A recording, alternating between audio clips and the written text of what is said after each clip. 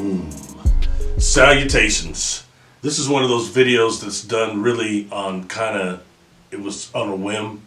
I had talked to somebody, a good friend by the name of Halbert Katzen, and he runs the Urantia Book News, and he's really well educated on that material, on this material here, the Urantia book. Now, I've done several videos over this book, and I'm going to put a link up to his Urantia News in the comment section so you can check it out. But something about this book, I've done several videos on it now, and a lot of people know that I have a major issue with certain parts of this book. That being the racial parts, as it's completely inaccurate, and you can tell it's been completely skewed, especially when you put into things in perspective. Things like you have Aboriginal elders presenting artifacts saying that the first humans on this planet were from the Pleiades and they were created in their image, meaning they were black. They're melanin dominant, extremely melanin dominant. That's not talked about much. That goes against about what this book is saying, okay? But that was also put in here, I think, and skewed in that way to stop people like me from reading it and to get too frustrated. So I've said again, I'm not brand new to this book. I read this in, I was still in high school, 91. It took me about a year to digest it though, because it is thick and it's got some heavy concepts in it. So I'm not brand new to it, but anyway, I had to put aside the racial things and really look at the information being presented. And with Halbert, we do that a little bit, so that's kind of cool, you know, in a way that is non-biased. So I have appreciation for that. Anyway, taking this to this part of the book, and what I want to discuss in here is about actually what they call the Midway creatures. So let's talk about what, instead of me actually giving you all this information and say this and this and that, this is really spawned to make you do your own research and to look at this and read these parts of the books for yourself. I put some pictures up that gives you some of the basic parts of that chapter so you can read that for yourself, and that's going to be pages of the Urantia book, pages 855 to 867. And I think it's very worthy for certain reasons what they're saying about these Midway creatures and what we should examine, and I think deserves scrutiny at very least, all right? The Midway creatures are more or less invisible supermaterial, and you've got two classifications of them: the primary midwayers and the secondary midwayers. And the first primary midwayers are the result of the planetary prince. I've talked about that in other videos, that came here with his prince's staff, which is from our system capital, and these are non-corporeal beings. I think they said that a couple of them were partially corporeal, but the others were completely non-corporeal. And when they were here, they started doing breeding projects. So we start hearing ancient aliens and the Bible and everybody saying about these gods that came here and breeded with the daughters of men and created the people of old. That's what we're talking about here. And I find it interesting that this book is breaking that down into what some of these beings actually were, where they were from, but more like their lineages and things. It's very detailed in that way, and I think it deserves to actually be looked at and not to be discarded completely, throwing the baby out with the bathwater. I think that saying is what my mama used to say. I don't think we need to do that with you. We need to examine it. Anyway, back to the Midway creatures. The primaries are the result of the prince's staff, some of these non-corporeal beings mating amongst themselves, all right? And then some of them also mating with the humans, like the Neanderthal, the higher stock of Neanderthal, that in here came from what they call Adon and Fonzie in here, which is interesting, but they have a higher higher Neanderthal, functioning Neanderthal that bred with them also, that created a race that they call the Nodites. And the Nodites in here are also referred to as Nephilim. So those are the giants of old that are spoken of.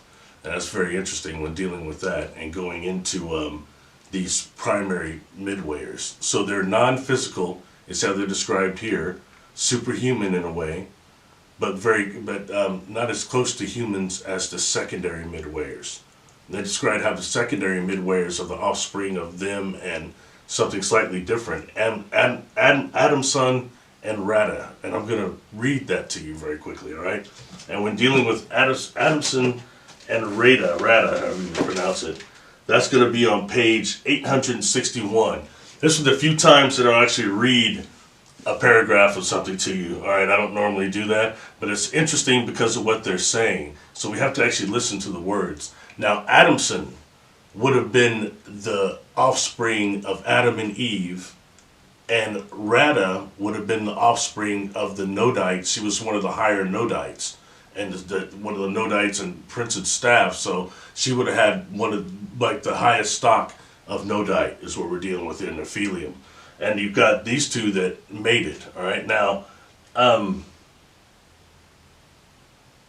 yeah, we'll start from there. Okay, this is what it says concerning Addison and Rada, and I think this is fascinating. Addison and Rada had a family of 67 children. They gave origin to a great line of the world's leadership, but they did something more. It should be remembered that both of these beings were really superhuman. Every fourth child born to them was of a unique order. It was often invisible. Never in the world's history had such a thing occurred. Rada was greatly perturbed, even superstitious, but Addison well knew of the existence of the primary midwayers, who I just described to you, okay, from the Prince's staff, the primary midwayers, and he concluded that something similar was transpiring before his eyes. When the secondary strangely behaving offspring arrived, he decided to mate them. Since one was male, the other female, and this is the origin of the secondary order of midwayers. Within 100 years before this phenomenon ceased, almost 2,000 were brought into being. And then they start going from there into how some of these midwayers started went with the rebellion, the Planetary Prince rebellion, and they fell. And then you've got others that were loyal that they call the United Midwayers. All right. When dealing with the rebels and the secondary nature, the secondary midway creatures, and something else of nature that of note, is that they're the permanent citizens of Urantia, of Earth. They say that in there several times, meaning that they don't go through the same ascension problems that we do, and they're here with the Earth matrix for, I don't know, I guess as long as it exists or whatever.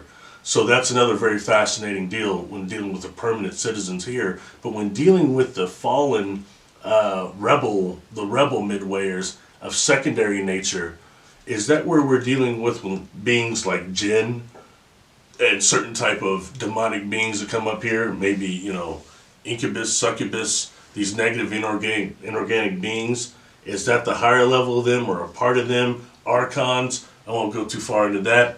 Discuss that amongst yourself on this video and release this one on YouTube. So anyway, something to think about there when dealing with these, especially I think the jinn really keeps coming to my mind quite a bit. Is that what we're dealing with on some of these secondary midwayers that are permanently here on Earth, these negative inorganic beings that float around, let alone with the deceased people and the earthbound humans we have that are trapped here walking around too.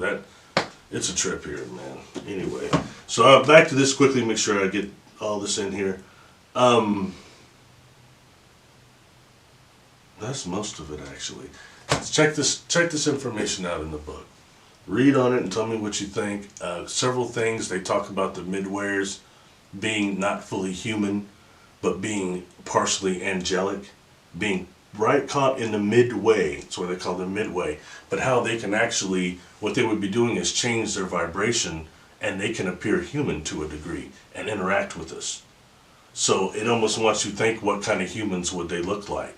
That's something Halbert and I get to talk about. He thought that the Adamite would be the blondes, as where I disagree. I think the Adamites would be melanin dominant. And that's what is skewed about this book, So it's just an interesting way to view that in a way that we're not arguing with each other, but we're evaluating the information. That's where real intelligence comes in, That's what I appreciate about him. So I put a link to his material in the comment section, but I invite you to read this for yourself, discuss this amongst yourselves. There's a lot of people read this information. You might have a different interpretation. Comment on it with each other on the comment section down there.